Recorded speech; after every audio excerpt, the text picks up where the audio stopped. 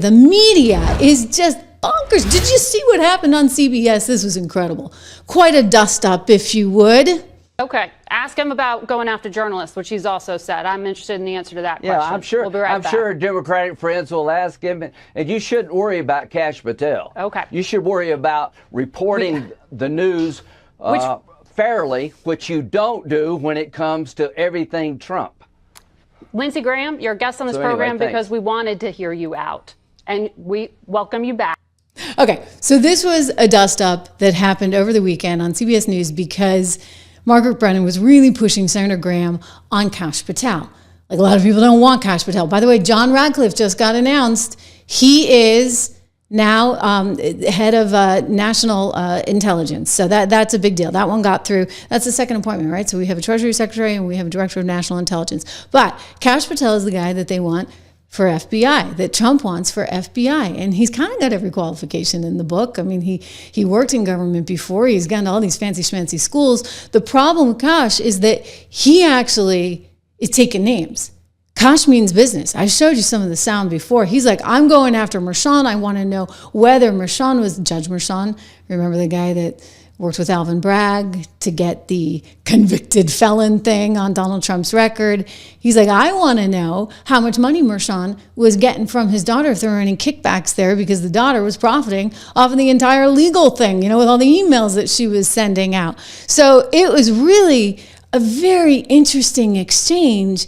I'm going to play the whole thing. You got to see this because she clearly, the reporter, does not have any use for Kash Patel. And Lindsey's like, no, I think he's pretty good. Quickly. Well, we will watch the politics of the possible with the very complicated caucus in the House. Yeah. Let me ask you about the Senate, though, because you are on the Judiciary Committee. Kash Patel, the pick to run the FBI, doesn't even have a hearing scheduled yet. In his 2022 memoir, Bill Barr said of Kash Patel, he's someone with no background as an agent, would never be able to command the respect necessary to run the day-to-day operations of the Bureau. He has virtually no experience that would qualify him to serve at the highest level of the world's preeminent law enforcement agency. The idea of moving him into a role like this showed a shocking detachment from reality.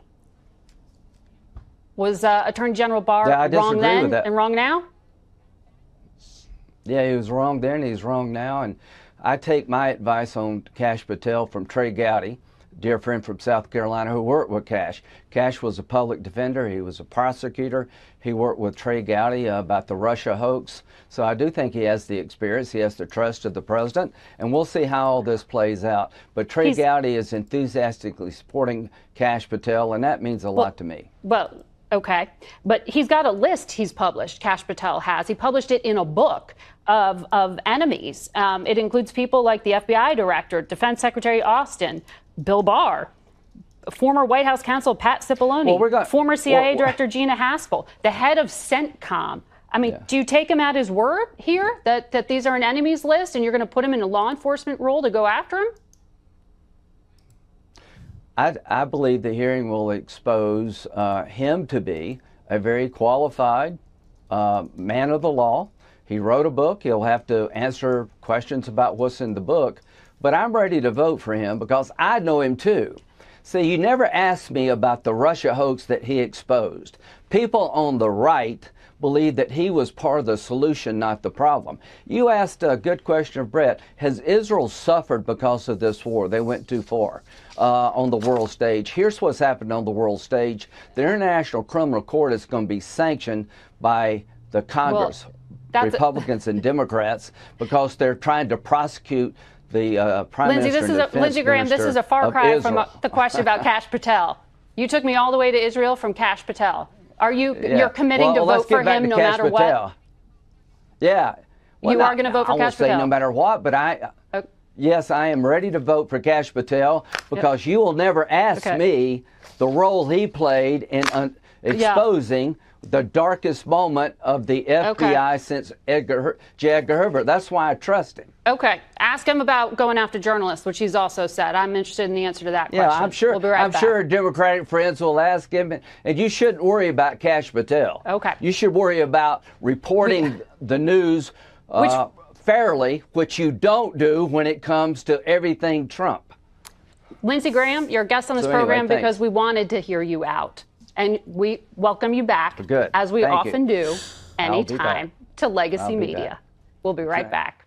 Oh my gosh, right? So he just handed it to her. He's like, you guys are not fair. You know what? He's totally right. Don't forget, Donald Trump is suing CBS News, her employer, for $10 billion, which is actually more than the company is worth. I believe it's somewhere around $8 billion because of this election interference. Remember the 60 Minutes clip where they totally sliced and diced Kamala's answer so that it looked nothing like what she actually said, because, you know, they had to win it for Kamala, apparently. Watch. But it's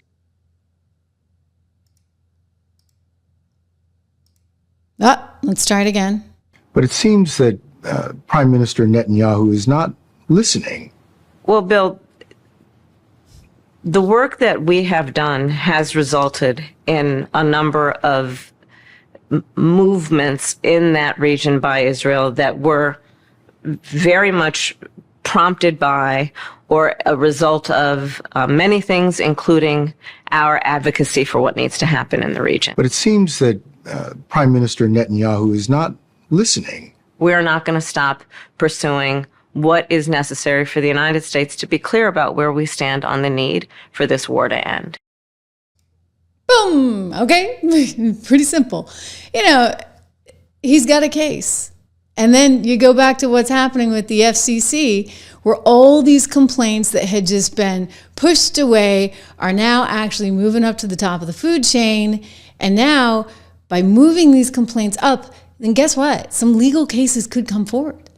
And you're going to have big problems for all of those big networks like ABC and NBC and CBS, which you just saw.